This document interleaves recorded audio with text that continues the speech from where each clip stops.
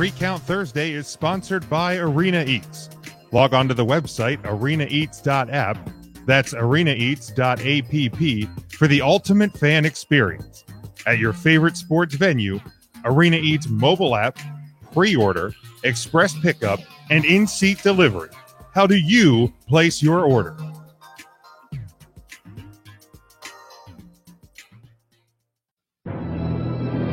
The World Wrestling Federation, for over 50 years, the revolutionary force in sports entertainment. Oh, it's live, pal. We're really glad that you're our friend, and this is a friendship that'll never, ever end. Everybody 3 count. 1, 2, 3. 1, 2, 3.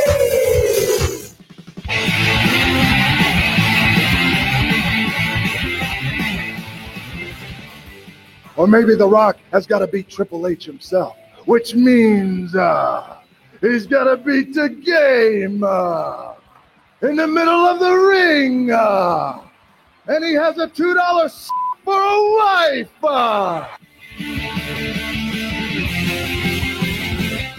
You're too damn selfish, and that's why you're sitting there with a bad leg, and that's why I kicked your leg out of your leg.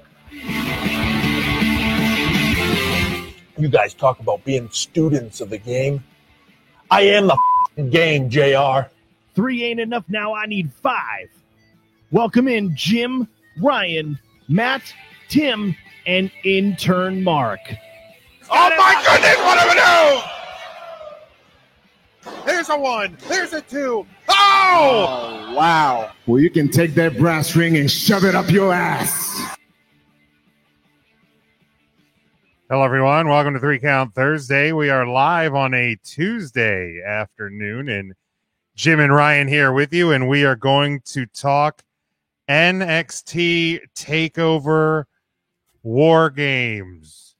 War Games! What? Of War Games! What? War Games! What? War Games! What? From this past Sunday night on the award-winning WWE Network, and we are glad to be with you. If you are following us live today as we do the show, I see Devin is with us. What's going on, Devin?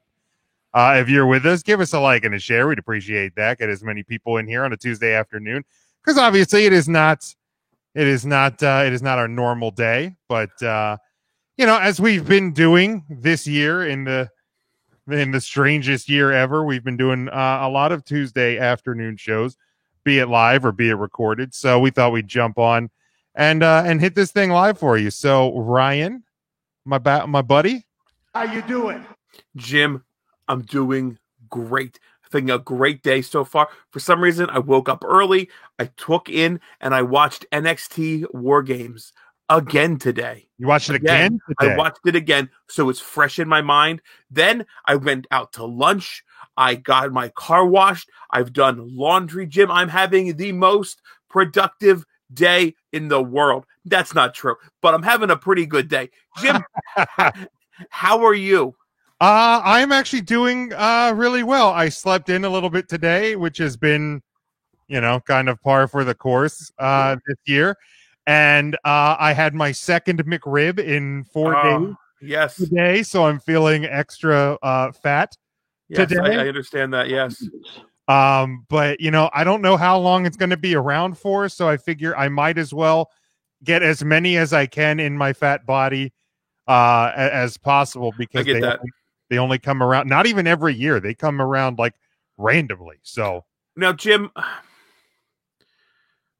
what about the McRib do you like the most? Is it the fact that you can't get it regularly? Does that really drive up the value that it's only around for a select time? That might honestly be part of it. Because I kind of compare it in a way to like my love of like Grotto Pizza. Sure. Because I've always joked like there's a restaurant pad in our hometown out by like Target and a grocery store and stuff like that, yes. wide open. And I've always joked like they should put a Grotto Pizza out there. But I'm like, first off, we have like 14 pizza places in the greater Lidditz area. but also I'm like, would I really appreciate the grotto like I do when I go to the beach if I had it at my disposal all the time? That's fair. And I don't know that I would. So like, it is kind of special, to have the McRib only so often. Cause like, let's be honest, like there's, when I posted like my excitement about it, a friend of mine who's a vegetarian posted like Morningstar, which I find Morningstar foods pretty tasty. Like I've had like their bean burgers. Yeah, they're good. Other things like they're very tasty. So like I've had Morningstar products, very tasty. And they make like a McRib. They make like a rib patty and barbecue. Sure. Stuff. Yep. And then I think there's one that you can get at Walmart. I know friend of the show, Frank Boris, said you can get them at some Dollar Trees, like 2 for $1. Yeah, I think like Encore or something Encore, makes Encore them. brand. Yeah. So they're like, not awful. I've tried them. And like Knoebels Grove, the amusement park in Pennsylvania, they have a boneless rib sandwich that is absolutely amazing. Like I only get there once a year, like at most. We didn't get there this year, obviously. Thank you, pandemic. But like, so it's not that I can't get a boneless rib sandwich. Sure. If I wanted one, but like the corn dusted roll, the McDonald's pickles. I love the McDonald's, the big onions. Oh yes, the big chunk onions. Because like if you get a McDonald's cheeseburger, it's the little like shredded up onion. Yeah. But like the quarter pounder gets the big onions, which I've always really enjoyed. So I think it's just the combination, and like it is the nostalgia of the McRib that I tend to enjoy. So like I would kind of say that it probably lends to the fact that it is a limited, because how many, like if it was there all the time like it was back when we were kids, like I still like a Big Mac, I still like chicken McNuggets, I still like the quarter pounder. I wouldn't get it every time. Natural, okay, but you would work it into your rotation. Oh, 100%. Sure, 100%. Now, have you gotten a McRib yet? I have. I also have had 2 since it's come back. And it lends to McDonald's being relatively close to my place of employment. Oh, that'll help for my lunch breaks. So I've gotten 2, and it is the only McDonald's sandwich that I will eat that I will keep their pickles on it, because I don't care for their pickles at all. I'm a Big Mac guy more than anything, and the pickles will always come off my Big Macs. I will never eat them. I usually chuck them on the Big Mac. I love pickles. I think McDonald's pickles are trash. Wow. And I will launch them out my window. I will never eat them especially on a Big Mac. I don't like the taste of them. But now you also my niece on the Big Mac. My niece will go, what? You also put ketchup on your Big Mac as I well, will. Right? The very top portion of the Big Mac is dry. It is just burger and top bun. I will put a little bit of ketchup between burger and bun. What's funny is you were the only person I knew that did that until I met my wife. She also will put ketchup on the Big Mac as well. Yes, and it's just the fact that the top burger and bun is a dry layer. If you put a little bit of special sauce on there, I'd be okay with it. So Devin's not a huge fan of the McRib. He ate 1.5 of them, so that's more than I have had in a sitting. So something had to make you go back and want that other half. That's I true. get it's not for everybody. I also totally added a cheeseburger to my meal today. It is a goddamn mess of a sandwich too. I've never eaten one that it's not a fucking mess. No, it's definitely not a grab and eat in the car sort of. Correct. Like the instructions have to be open the container, put barbecue sauce down, then put the bottom roll. Yeah. So that bottom roll is good and soaked in barbecue sauce, so you can't actually pick it up without making a fucking mess. Oh yeah. Then dip the meat patty multiple times into barbecue sauce, splattering it everywhere. Right. 3 pickles, a handful of onions, and then the top roll. Again, a dry top roll, but there's so much goddamn barbecue sauce in there that it absorbs everything. It's a fantastic sandwich. I'm not bitching at all about it. It is always a fucking mess. Oh, it and I always wish that there was like, and I understand that it's having a science to the number of accoutrement to a McDonald's or any fast food sandwich, and I worked at Burger King. So like, I feel like I may be a little bit skewed on it. Cause like I knew what like a handful of lettuce was. Like I knew what like, a light handful of onion was, generally speaking. So like for me, I just wish there was a more consistent level of like pickle and onion. Cause like a couple of times now, so far, the two that I've gotten at our local McDonald's, and I swear to God, we will get to talk about NXT TakeOver, but we're two fat friends and it's McRib season. So bear with us, folks. The two that I've had, go ahead and tag McDonald's in this. Exactly. We want that sponsorship money. Exactly. I will take that sponsorship in a heartbeat. It's a great mess. But I have had consistency with our local McDonald's. Yes. On my pickle and onion. And also can I give a shout out to the mobile ordering where you just pull in the space and enter because with the app you also get some deals. Like today they had a 40 because my wife got a 10-piece McNugget. And they had 40% off, but it's in the app only. Wow. So like we got a 10-piece nugget for like $3.50. That's like 90s prices. That's a steal. Which I'm eating McRib and we're getting 10 nuggets for like $3.50. That's a throwback day. Dude, I like McNuggies an awful lot. Dude, the McNuggets, and it's the batter. It's the fact it is like the batter is key. So now good. I had earlier this year when they had them out for a limited time, the spicy nuggets. And they were spectacular. I know I'm not even going to ask you because I know it's first off, it's a different item, and second, that's correct, spicy. So those are two things that Ryan doesn't do. That's not entirely true. The other day, out of nowhere, for no reason whatsoever, I ordered a fillet of fish. Maybe I was just feeling healthy. I don't know. I don't think it's a healthy sandwich alternative, to be honest with you, but I ate it. And it was delicious. A tasty sandwich. It is a tasty. So good. This is funny story since we're still talking food here. You know that the standard for a fillet of fish I absolutely know. Is a half a piece of cheese and just tartar sauce. That is correct. I will put ketchup on that as well. Not surprised. But most places, when they do their fish, now they don't like Burger King, Wendy's, stuff like they don't have them year round. They have them usually around Lent season.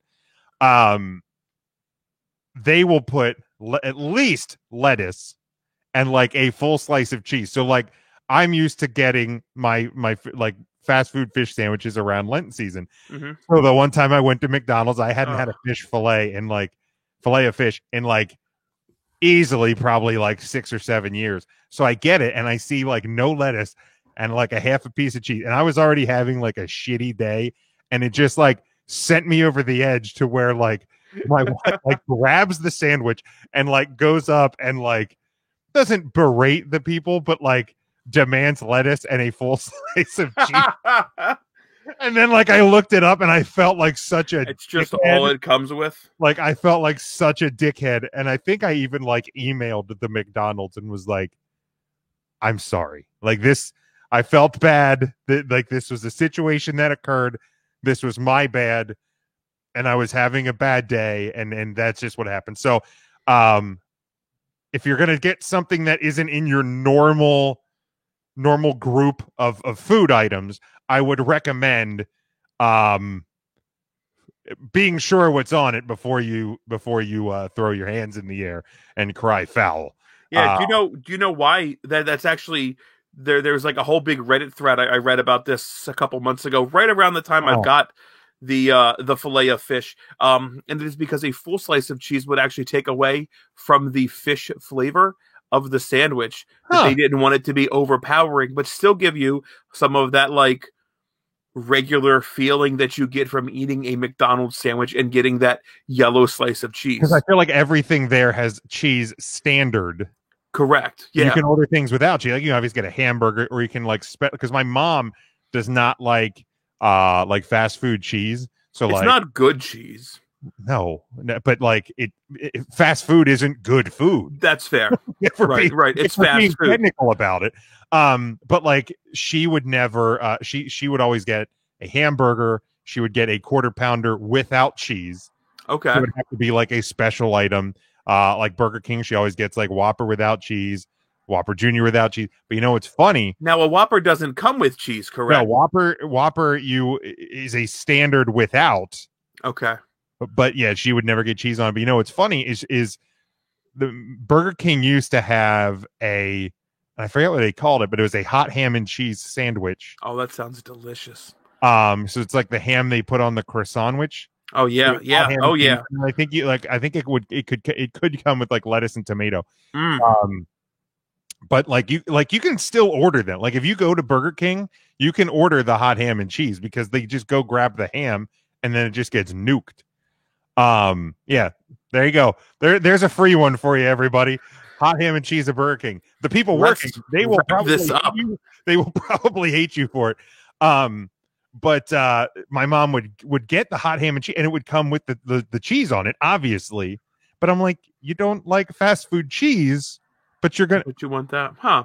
It's just one of the. But yeah, so now I know why. Now, why haven't they ever made like a cordon bleu sandwich? I guess because they don't have like a Swift. One time, there was like a couple of years back, and I think it was when I even still worked there. So this is like 15. So more than a couple, right? Right. This is like almost a fifth of a century ago. But they did a special with the original chicken sandwich, the long one. Yeah, yeah.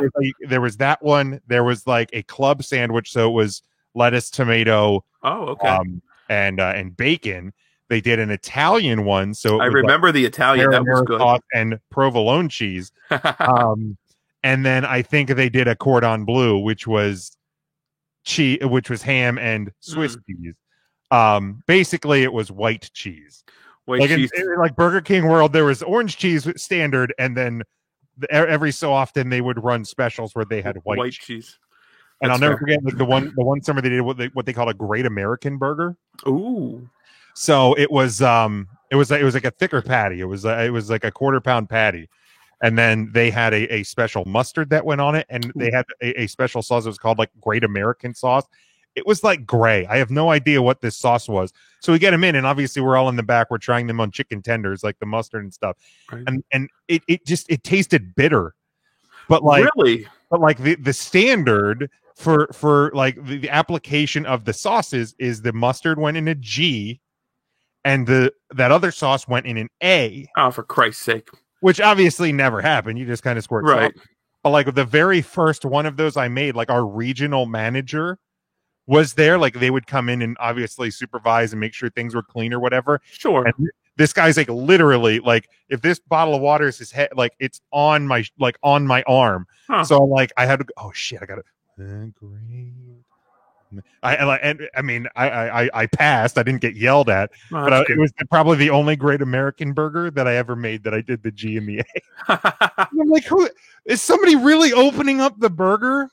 I would expect it if that's what it's called for. If you knew it was there, which I don't even think they advertise that in commercials. Like they said, there was like a mustard and Great American sauce, but like I don't think at any point in a commercial they were like. And it's showing somebody making it like that. So like, how would anybody even know? Yeah, that's wild. The Great American sauce was actually bald eagle jizz. I just looked it up. Oh, well, that's why it was gray and bitter in tasting. Gray and bitter. So yeah, that explains it. Okay, so I think we have found our way around the food world enough, and if you're still following with us, we appreciate that for one. Yeah, thanks. But let's jump into it. We'll hit the first match, maybe the second one, then we'll take our commercial break and then finish this thing out. But the show started with the first of the two. War games. What? Of war games. What? War games. What? War games. What? The first of the two War Games matches, Team Candice, which of course Candice LeRae, Dakota Kai, Raquel Gonzalez, and Toni Storm, defeating Team Shotzi Blackheart, Ember Moon, Rhea Ripley, and Io Shirai in 35 minutes, 22 seconds. I really like this match. It actually surprised me, Ryan, that this was the match that opened the card. I just thought with the way that things were built, I don't know why. I kind of almost expected the women's match to close the show, and it did not. And in hindsight, and we'll obviously get there and talk about the men's match, but I'm actually happy that decision was made. I think it, looking back over the show, it was the right choice. You know, I absolutely loved it. I thought all 4 or all 8 of these women absolutely, you know, they went for it. They kicked ass. Great start to the show. When you have 2 War Games match, open with one, close with one, I think that's the perfect way to do it. And personally, I'm a huge fan of the fact that Raquel Gonzalez got the pin in this matchup.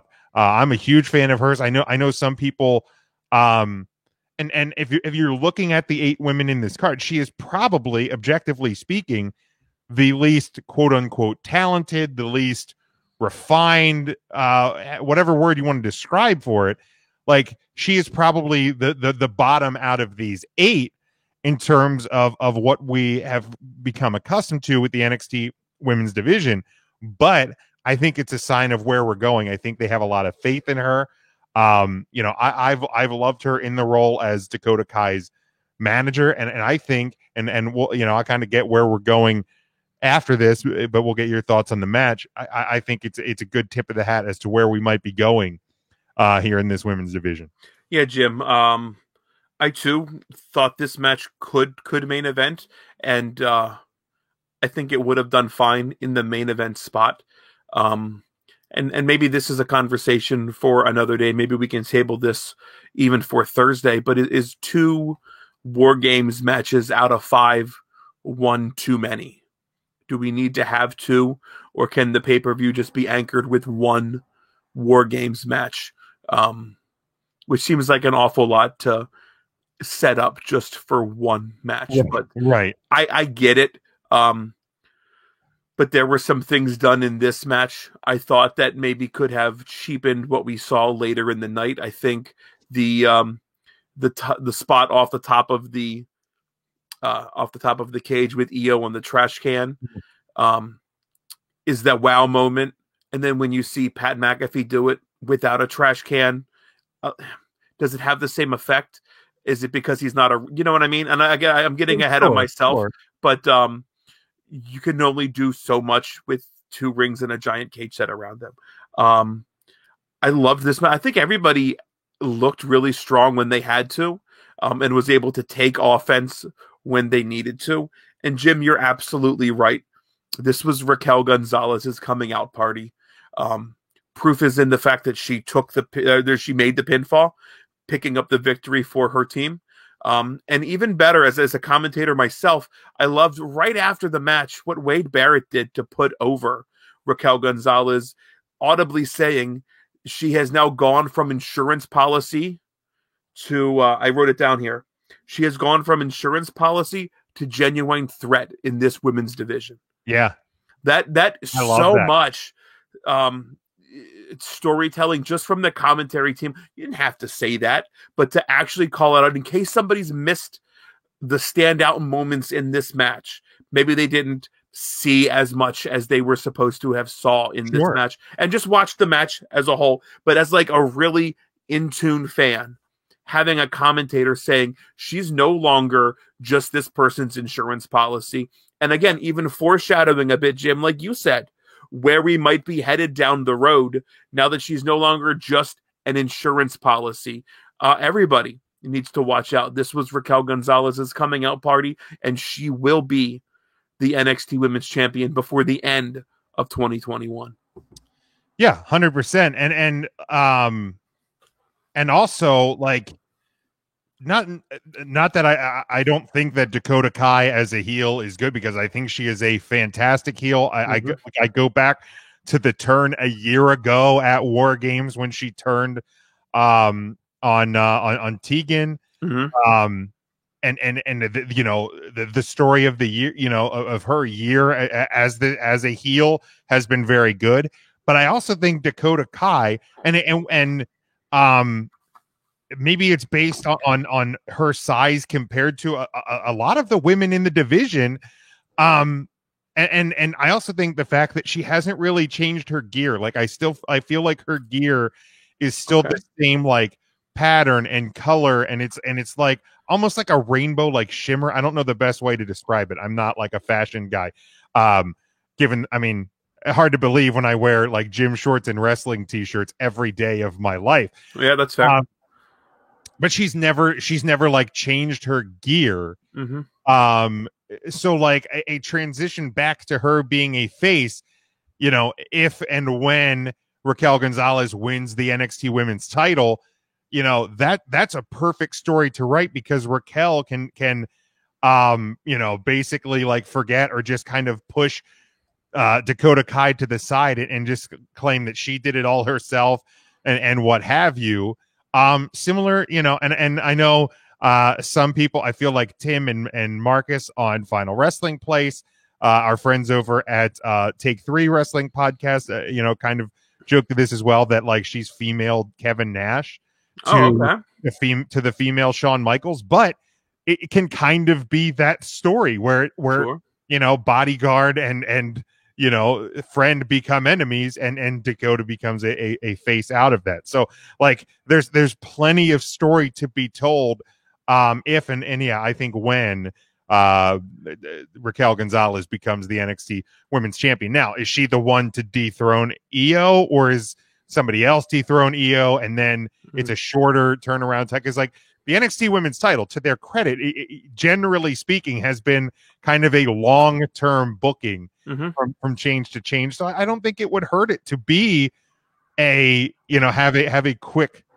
turnover at some point. I think part of that too is the NXT Men's Championship has been cursed a bit and has to get moved around because of injuries and what have you. So, but I gave this match a B+. There was a couple of points in it that weren't perfect. They're a little bit botchy, a little bit, and whether or not that's just, you know, I you know, without looking back on who was in War Games a year ago, that there was a little bit of nerves or whatever. But also, and I tweeted that I gave this match a B+, so it was an 87. The Capitol Wrestling Center looked in fucking credible. Yeah, for sure. For War Games this easily. And don't get me wrong, Thunderdome, badass. Daly's Place is super cool in and of itself. You know, what Impact does in their empty building, you know, they still make it feel as big as possible without any fans there whatsoever. But without question, the Capitol Wrestling Center is my absolute favorite, like, quarantine era venue. Like, it's the perfect mix of like underground fight club. You have some real fans, but not enough that I feel like we're just spreading COVID at like an alarming rate. You have the elements of the Thunderdome. But for this, especially with like at the start of the show when they brought the cages down, they had the pyro, and it just looked awesome. Absolutely. This is the venue I think I've always wanted. Yeah. During the COVID era of professional wrestling. And I'll say I'm bummed that they were able to do the transition flawlessly or enough with whatever they had from Raw to SmackDown that we're not going to have a main roster show. They just had a second Thunder because they're already setting up. Or is that what? Oh, they're okay. I assume they were setting up parts of it. Parts would have to come down. At least, and maybe that's true. But yeah, they've already begun the setup. We shared the picture yesterday. Yeah, the exoskeleton is kind of what I was thinking, and then the guts would have to come from. Yeah. Just to make it happen. I was really hoping that we would see a main roster show there. Secondly, really, I love what NXT UK looks like. That looks cool in that building is kind of tall feeling, more of an empty sort of theater, kind of an operatic feeling to it, kind of what I would associate with UK. So that's really, really cool over there too. But yeah, Jim, this was so cool with the cage and the pyro and the lights and the smoke and the so cool. So cool. It's what I really, really wanted out of any show. So yeah, kudos to NXT. And again, AEW, like you said, Daly's Place has a very different thing, being like an open air amphitheater feel to it, that they can get away with bigger pyro, bigger flames all the time, stuff like that. So, I mean, each one is very different. And this coming from not a fan of the Thunder. I'm not a huge fan of it. I feel like I said that a few times. Yeah, you have. Yeah, when you can have something as aesthetically looking and pleasing like the CWC, why would you want something? And I get it's definitely a different presentation. The Raw and the SmackDown is definitely pushed to a different audience. It's clean, it's crisp, it looks expensive, and I think they've tried to take feeling from the Raw stage, from the SmackDown stage, to make it into one. And I get it. It's supposed to look. But there was a really cool shot though. To me, that's the Nickelback of staging, whereas the CWC is like the underground gritty punk rock band that's cool to like. Sure, you're never going to admit you like Nickelback or Creed. They're fine. They've got great music, but like when you hear Never Enough, come on the radio. You're not. You know what? I'm not a Nickelback guy. I will always. I'm a Creed guy. I just picked up the Creed vinyl. Oh, that would be a good one. It's a great one. The Creed Greatest Hits vinyl. Absolutely love it. I will go down on the Creed boat. Not willing to go down on the Nickelback boat. No. That's fair. But yeah, I see what you're saying. Like it's just one of those things that it's almost too perfect. Sure. There was a great shot though. I think it was on. I want to say it was on the WWE's Twitter page on Friday, like right after SmackDown. Daniel Bryan. The shot of Daniel Bryan, and you kind of see, the full wraparound and where the screens for the Thunderdome end, and just how that whole thing looked. And it was a really great camera shot. But yeah, but also based on the early pictures of the construction of the Thunderdome, I really don't think we're getting fans for the Royal Rumble unless they do it somewhere else, because that you're not going to disassemble that, to get fans in, and theoretically they could. I mean, like we've said, it's Florida. There's also states like Texas and whatnot that aren't afraid to have people in a crowd. But let's hear. Scott says, I'm with you. I'm not a Thunderdome fan. What choice do we have? If we don't like it, no other choice. Yeah. That's fair. And I mean, don't get me wrong. Would I rather have Monday Night Raw with fans there? Sure. But like, I've also been in the Thunderdome 3 or 4 times. And like, obviously visually for you, when you are in it, it's no different than if you're watching Raw on your computer. But like, it's the knowledge that you're part of that. And like, I mean, you do get like audience cues and things like when they're at commercial, same as like if you're at a live, at a live show, when it's like, coming back on USA in 10 seconds, like they want you to be ready for when the camera starts. So they do that in your ear. And like, I mean, they do, at least the last time I was in, they do encourage, if it's Roman Reigns, boo, or if it's like, Drew McIntyre, they do encourage you to cheer. I mean, do they encourage you to boo? Yeah. I mean, they want you to boo the heels and but in again, it's a TV show. Like if you go to a taping of you're not wrong. The Goldbergs, when you're supposed to applaud, when there's laughter, so it's a TV production. It just is what it is, and like some people didn't like it, but I'm like, you also like, you don't have to. Sure. Like you could boo. But let's be real. In a stadium full of fans, when the heel comes out, there's always a smattering of smarks that are going to cheer. And when the faces come out, there's a smattering of smarks that are going to boo. Yeah. Absolutely. But every other child and young adult, if you will, or I don't want to say young adult, that's not the right word, maybe early teen that's into professional wrestling with their parent there, is doing the appropriate response to heels and faces. And that is the majority of a live event crowd. Yeah, 100%. So 100%. You're going to hear the cheers more than the boos when you're supposed to. No problem being prompted with that. Yeah. It's but it's cool. So like, and if you've never done it, like, and if you see the link pop up on your social media, like, apply for the Thunder, I recommend you do it. It's fun. It is fun to be a part of that. So, right. And to Scott's point, the comment, you do have other choices. Sure, you do. I mean, NXT's every Wednesday, AEW's every Wednesday, ROH, Impact, like, you're not going to see the superstars that you're accustomed to seeing, but there is a ton of professional wrestling out there that if you don't like the Thunderdome enough There are Sure. other options. Check tonight out on Impact Wrestling. Yeah, Kenny Omega on Impact Wrestling. It's worth checking out. I mean, I have Huddle Up tonight, but I record Impact, and this is a week that I won't just delete it. Sure. For being totally honest. Devin says he signed up so many times he hasn't been in once. Well, I mean, there's always that option too. There's been times where I've gotten the link. I wouldn't let you in either, Devin. Oh, I'm just kidding. I'm just kidding. I love you, buddy. What an ass. Okay, let's go to the second match of the night. Tommaso Ciampa. Where is it? Where'd it go? Oh, I was looking at the tomato chips. Defeating Timothy Thatcher 16 minutes and 46 seconds.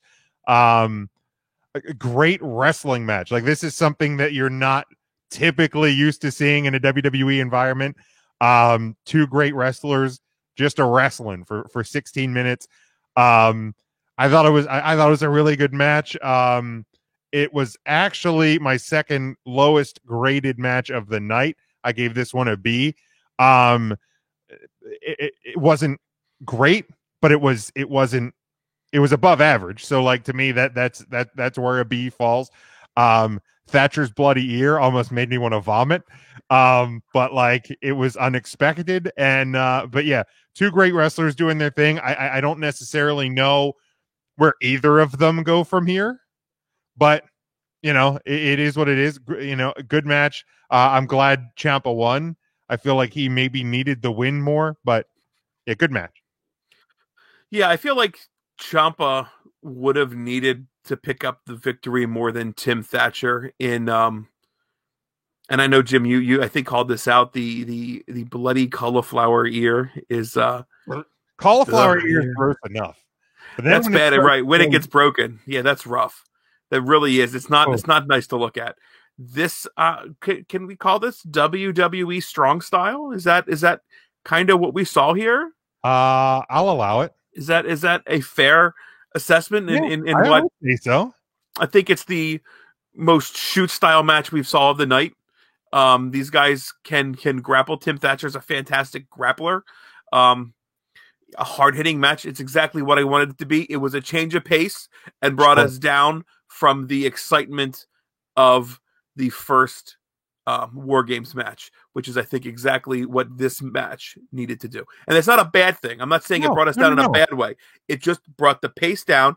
Everybody could take a breath. If a well-timed match is here, correct, then those moments don't mean as much. Bingo. Like you have to have ebbs and flows in a show, and again, it's not a bad thing. It absolutely it served its purpose. This match felt like it could very easily have been in a UK takeover.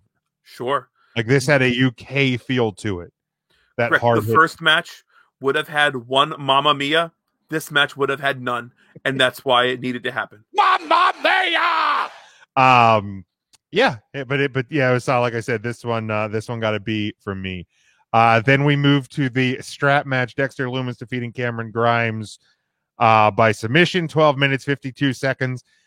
I think these two guys work spectacularly with each other. Now, I think that it's probably about due time that they move on from each other. You know, the match is fine. This one also got a B+ from me. You know, there was, you know, I thought we've seen more like strap matches and like rope matches between this and AEW as a, like in the last, 6 months, a year. I feel like we've seen multiples of these, but you know, they were able to do, some different tricks to, kind of make it feel a little bit different. Like you had like the second strap and you did the blindfold or whatever, the mask, the head cover, whatever you want to call it. So yeah, I liked it. Again, I think these two work great together. Lumis is such a great character, and Cameron Grimes with it to the moon and all, like it just it's fantastic. This is probably my favorite thing that Grimes / Trevor Lee has ever done. Yeah, this is I really enjoyed this for what it was. It was a very gimmicky match, obviously. It's wild to kind of go back, and I know we talked about Impact already, but go back and see where Dexter Lumis really came from, and his gimmick as Sam Shaw or Samuel Shaw in TNA was definitely built after this Bates sort of American Psycho gimmick. So far as saying, I think one of the announcers said NXT's American Psycho, Dexter Lumis, always had a play on the Dexter TV show in the way that he dressed in Impact Wrestling TNA.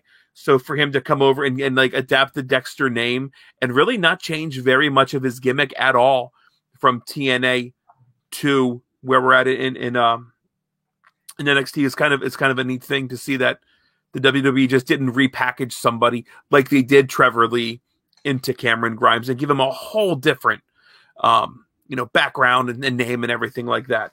I think, the match was fine. The dual straps. I think you're right that they were probably near the end of this feud between each other. I think the right man had to go over here, and that was Dexter Lumis. I think he could gain much more from winning this, and Cameron Grimes didn't take much of a hurt in picking up the fall. Yeah. As the chicken shit heel that he kind of plays in this gimmick with this feud, it's not a bad thing to pick up a loss. Also love that spine buster from Dexter Lumis. I think it was the moment that he took the blindfold off.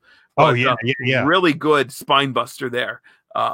It's nice to see a really good wrestling move in a gimmicky match. So, fine match. Again, exactly what I thought it could be.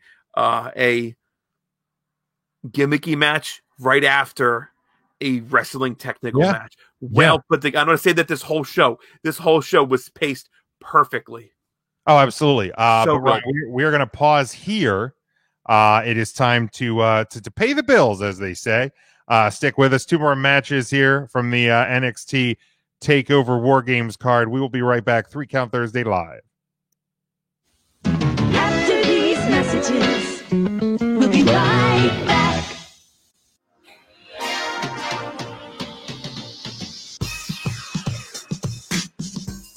Three Count Thursday is sponsored by Arena Eats. Log on to the website arenaeats.app. That's arenaeats.app for the ultimate fan experience. At your favorite sports venue, Arena Eats mobile app, pre-order, express pickup, and in-seat delivery.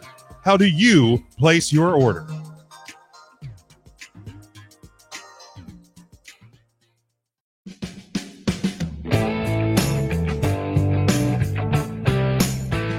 You're listening to NGSC Sports Radio. Hear us live on ngscsports.com, where you can get awesome analysis on all things sports. Or check out our podcasts on iHeartRadio, Spreaker, Apple Podcasts, TuneIn, and much more. For our latest videos, subscribe to NGSC Sports YouTube channel. Follow us on Twitter at NGSC Sports, and like us on Facebook. NGSC Sports. We never stop.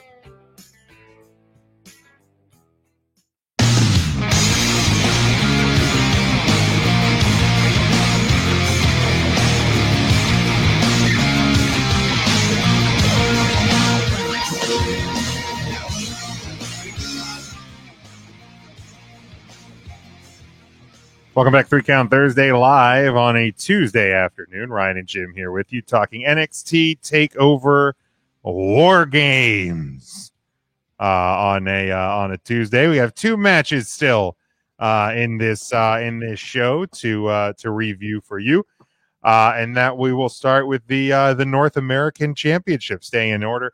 Johnny Gargano defeating Damian Priest and Leon Ruff to become the new, and I believe first 3-time NXT North American champion, 17 minutes and 28 seconds.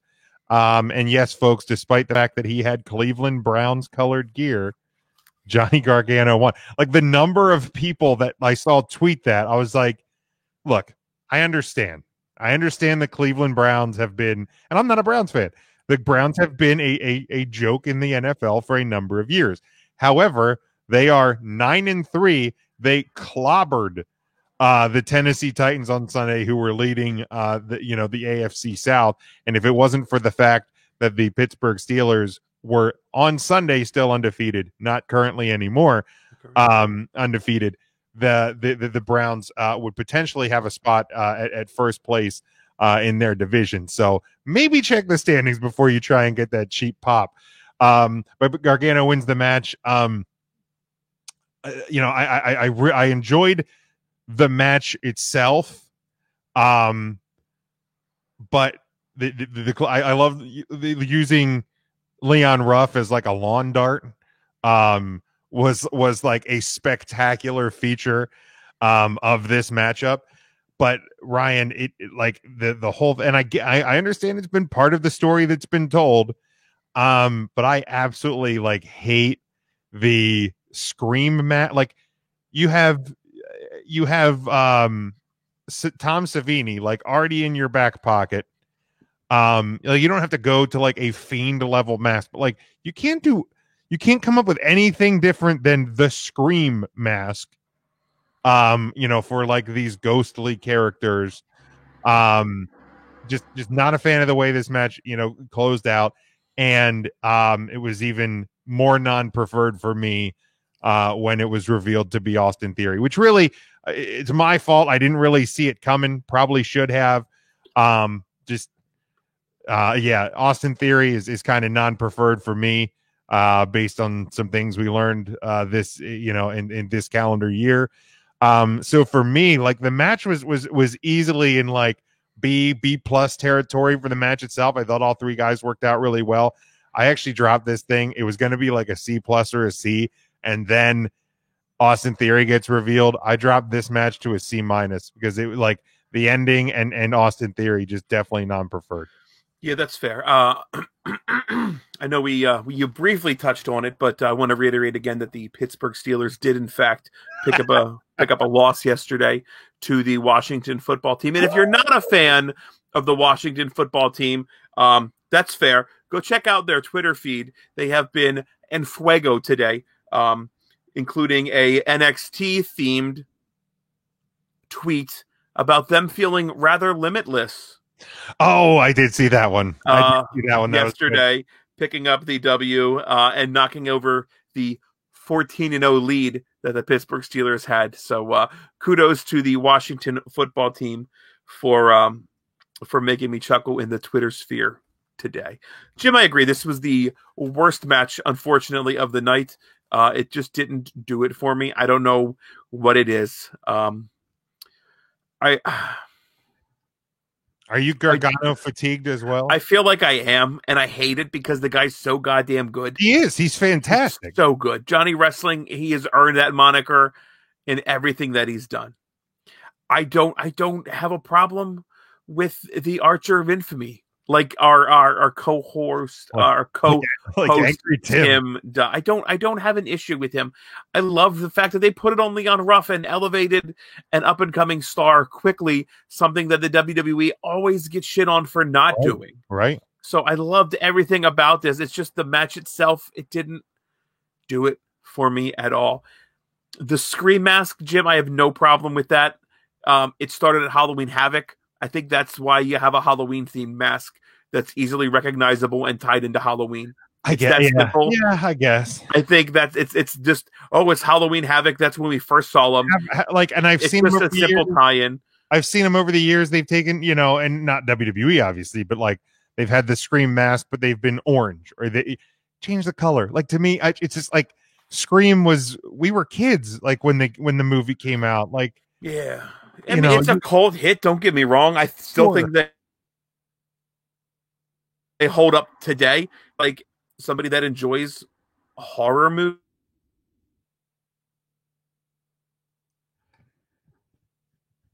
Oh, you were freezing up a little there, Ryan. I don't know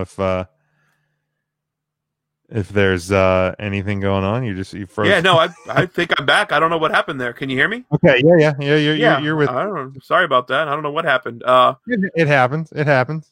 To me, as a horror movie fan, enjoying horror movies, there's just something about a character that has like a knife and just stabs people. Just, there's another one coming out. There's another, and and I think it's slated for a January 2022 release. Okay, another movie. Yeah. We did. Yeah, David Arquette, I think, signed one. Weird that gets released in January. Like, can't make that happen by October. Like, I feel like it seems odd. A much better month for that. But yeah, if that had a 2021 release, not a 2022 release, I wouldn't. I could see making the argument that we'd see David Arquette showing up. Knowing his history with professional wrestling at an NXT, it sells itself. Why wouldn't you want David Arquette?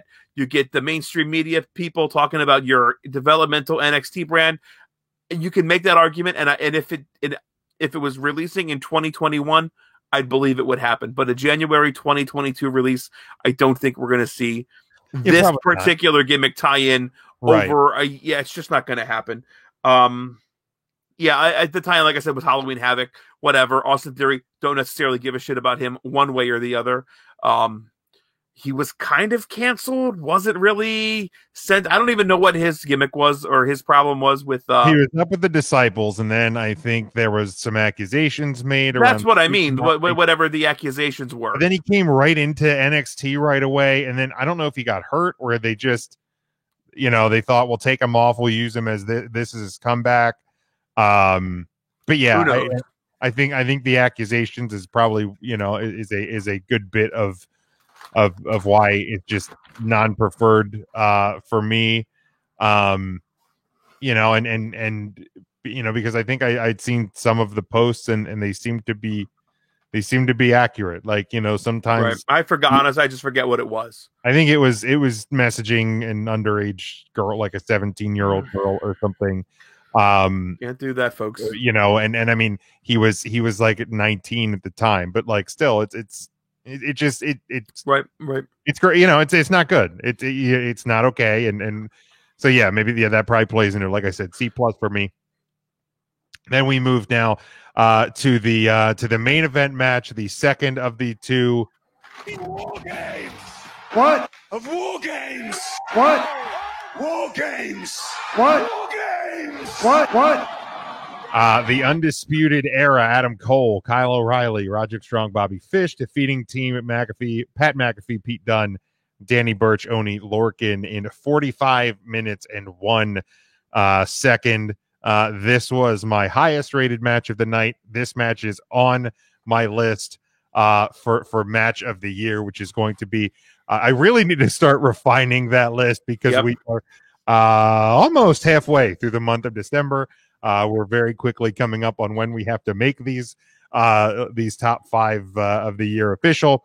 But this may be the final entry for me, and unless something here in the next week or so can find its way in. But just fantastic, and of course the story to every time Team McAfee's the timer goes, McAfee goes to go in, and the guy's pulling, but no, you can come in last, sort of a thing, and the labeled tables, and there was so many little details in this match that went really well. I mean, Pete Dunne in this one I thought shone pretty bright as well, but just it absolutely and we saw in War Games in the past, was it War Games or a cage match, like the Ciampa and Cole spot through the table from the top, and like we've seen so many other top things. And yeah, we had the McAfee spot, which like that guy has just integrated himself so seamlessly into this. Like he is the word natural. I feel like it's very appropriate for how good Pat McAfee has been, since he's been in this role. And like this is the second match he's been in, and he was this good in this match. Like, and it just, and I thought for sure that Team McAfee was going to win. Undisputed Era, you got the victory. So a bit of an element of surprise for me. Like, at 45 minutes, like was there points where it may have felt like it was going a little long, sure, but like they were fleeting moments. Like at no point was I like, oh my God, this match is so long. Will it just be over? Like it was never anything like that. There was just a couple of points where I'm like, well, I'm kind of surprised this thing's still going on. But just fantastic work from all involved in this matchup. Yeah, 45 minutes for a WWE matchup is long. It's not too long, but it's long. Right. Imagine cutting that in half, and that would be an Undertaker entrance at 22 minutes. How long that entrance would feel. Long. Kobe. Christ almighty. It's the first thing I thought of when I saw 45 minutes. Ramp, Ryan. I will that's the hill I will always die on. 80 yards. That's fair. Did not foresee him popping. Didn't see him popping up 20 yards away. 7/8 down the ramp. Did not see that coming. I'm not going to admit this on Thursday. That's fine. I'm just saying. Okay. That's okay. I won't do it in front of Tim. That's fine. That's fine. Pat McAfee either has the greatest trainer in the world, or he's a natural born WWE superstar. That guy has it. Yeah. Period. Mm-hmm. Again, you ain't gonna hear me say it Thursday. No. So fucking enjoy it right now. What if I isolate the clip and I put it on the sound? I guess you can do that. You're the host. He is born with it. So good. Did you see the tweet from CM Punk? I did over not. the weekend. It was like along the lines of like, Pat McAfee is the best talker in the WWE right now, and like everybody else should be both motivated and embarrassed by that. Yeah, he's not wrong. No, he's not wrong. Like, and I like just out of fun and like for nostalgia's sake, I wanted to argue with that because it was Punk, and I'm like, I literally he's can't. Not wrong. I literally can't objectively argue with that in any way. Right. Take away Pat McAfee's like big bumps that we saw during this match. The guy bumps so well naturally. He was trained, whether it's all of his training, but at least some of it is Les Thatcher, I believe. It has to be. Or Rip Rogers. Or one of the two. Such sympathy. Like he bumps and it looks like just a regular flat back bump hurts. Yeah. Like he just sells everything. This guy shows up on his podcast on Monday, not even related to professional wrestling, neck brace. with a neck brace on to sell what he did Saturday or Sunday night. Yeah. He didn't thank one single competitor on Twitter or Instagram either. So I think a lot can be learned from this. Right. That it's okay to understand that professional wrestling is a work. Right, like how wild is that he, and I'm not saying, if Kevin Owens thanks Keith Lee for their match Those are on two Monday. faces that can do that. Or, I'm not necessarily, but yeah, like the fact that he goes on and doesn't acknowledge, doesn't thank, doesn't say this was a great match. And the fact that he has the neck brace, he's selling his injury on his radio show. Right? Amazing. Brilliant. It's absolutely brilliant. And again, you can understand that professional wrestling is worked. Yeah. I don't know anybody that would argue that anymore. It is a worked presentation. What your body goes through is very real. Mm-hmm. So sell that. Sure. Sell that your neck is sore. Sell that you limp a little bit. I think there was a video of him doing some sort of basketball shot thing for like $100, and he was hobbling a bit, and the guy was calling him out, and he's like, dude, I broke my toe. So fucking hobble. Absolutely. Sell it. It's that simple. Thank you. And again, I'm not going to even speak of this on Thursday. That's why I want to get this out of the way, so that like I need to at least protect my brand a little bit Thursday.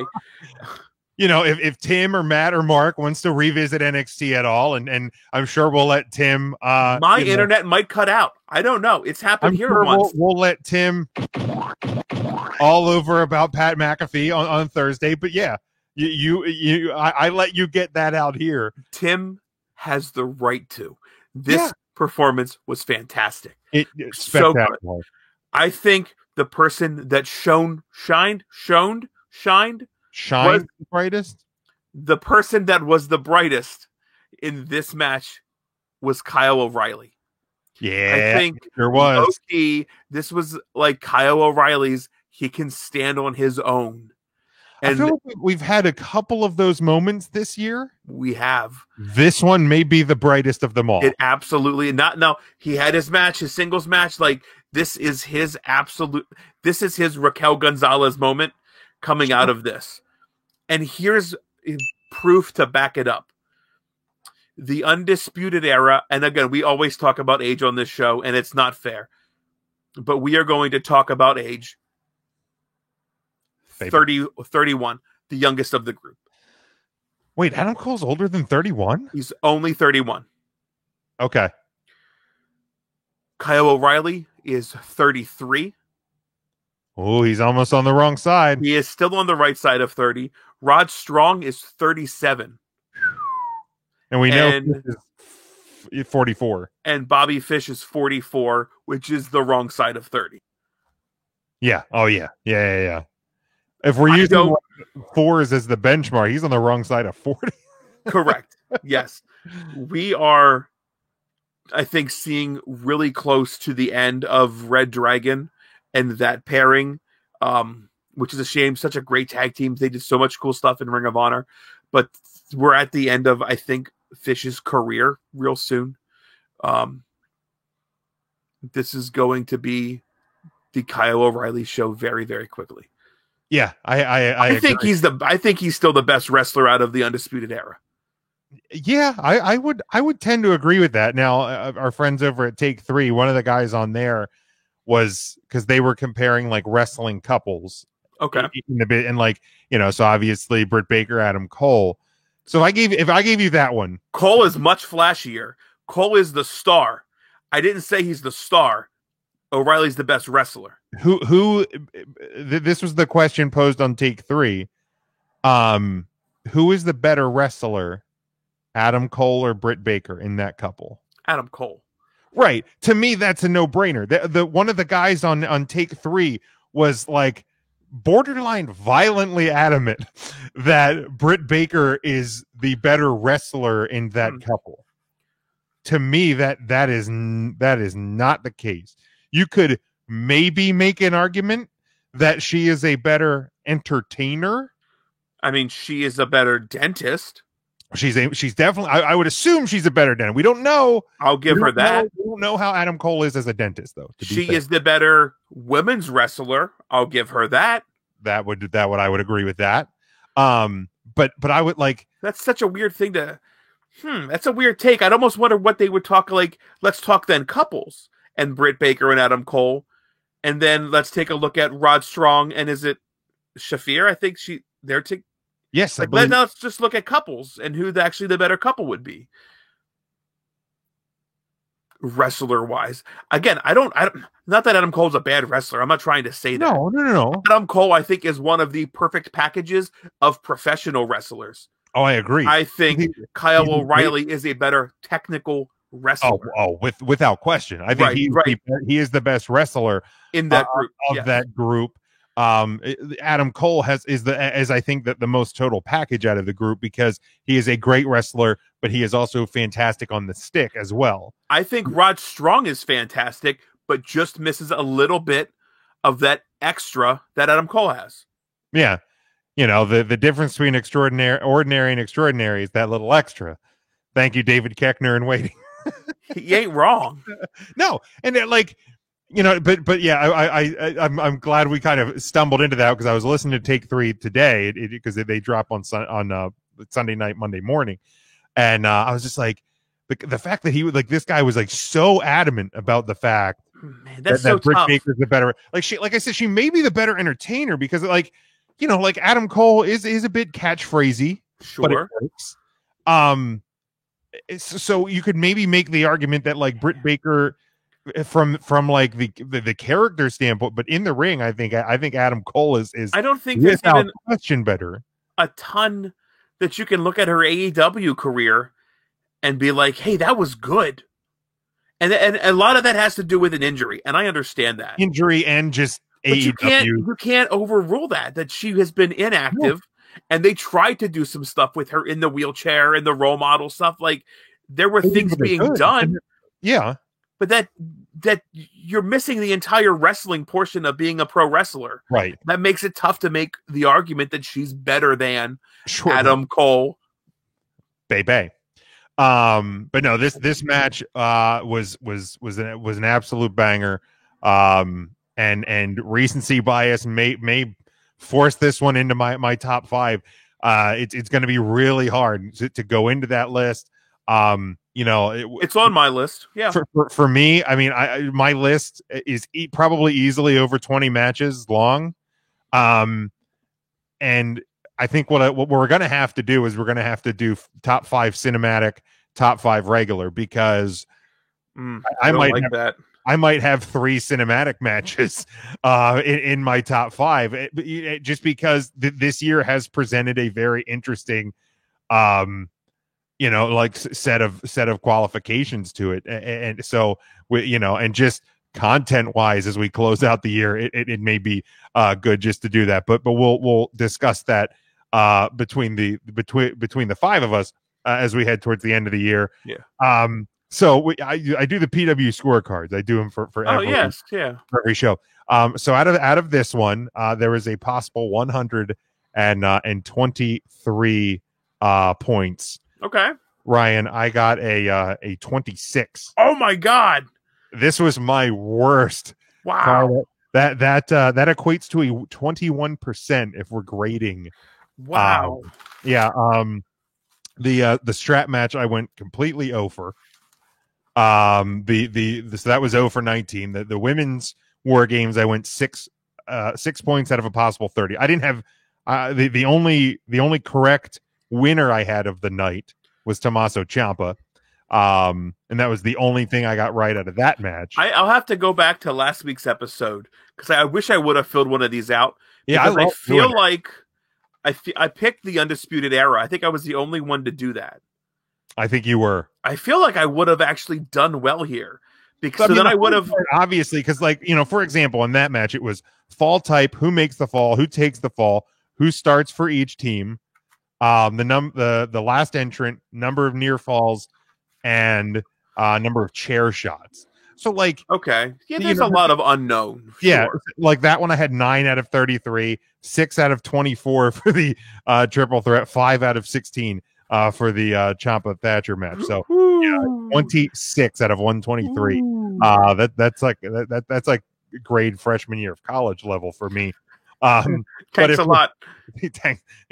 Thanks a lot. But if we're talking my grade for the show, so I gave a 87 women's war games, 87 for the strap match, 85 for the Thatcher Ciampa match, a 95 for the men's war games, and a 70 for the triple threat North American title. So that gave me 424 total points. Divide that by 5 gives me an 84.8. So that's a B for the show, and I feel like that's where it's at. Because most matches were in that B range. Obviously, the North American title really brought it down. The men's war games match, it balanced it out. Every grade, if you on the average, it was a B. It was in the B range for me. So 84.5.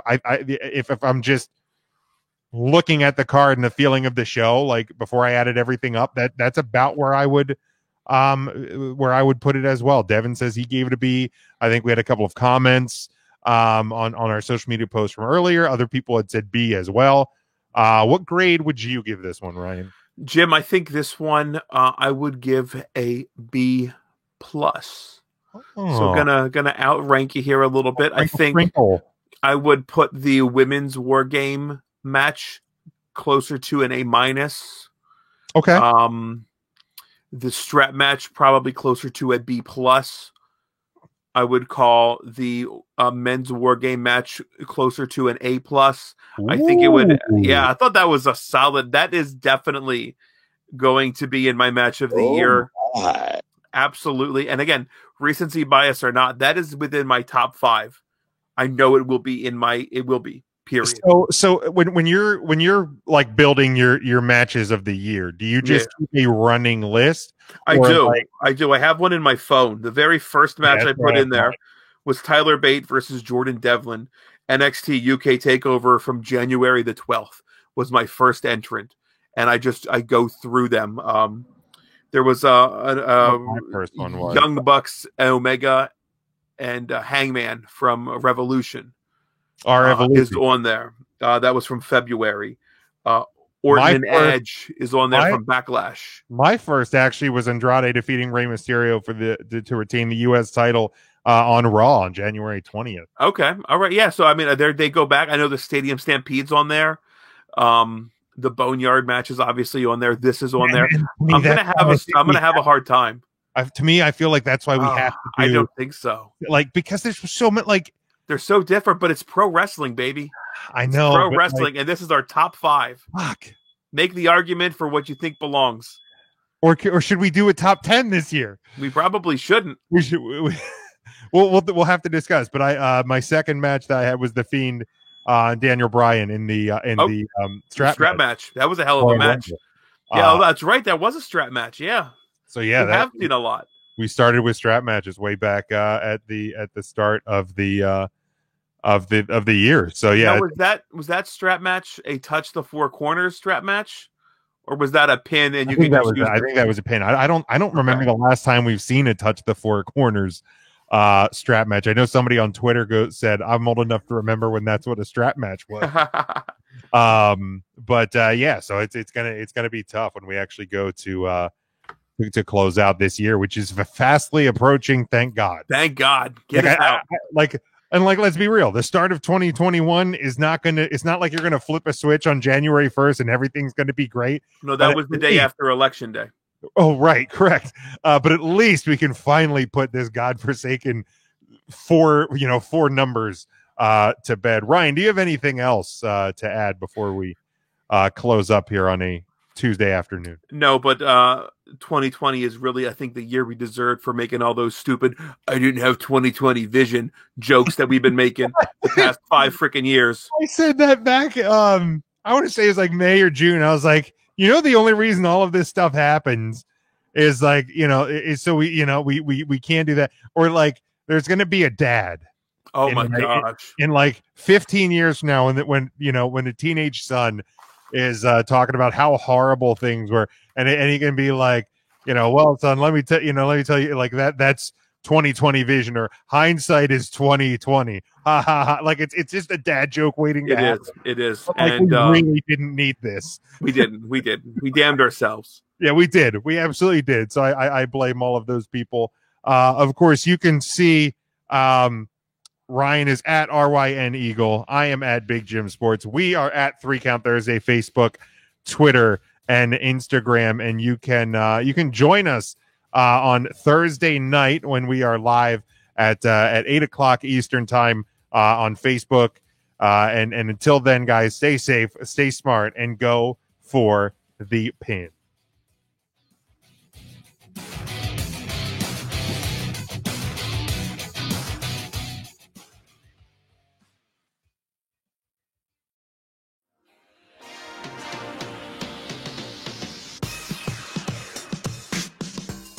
Three Count Thursday is sponsored by Arena Eats. Log on to the website arenaeats.app. That's arenaeats.app for the ultimate fan experience. At your favorite sports venue, Arena Eats mobile app, pre-order, express pickup, and in-seat delivery. How do you place your order?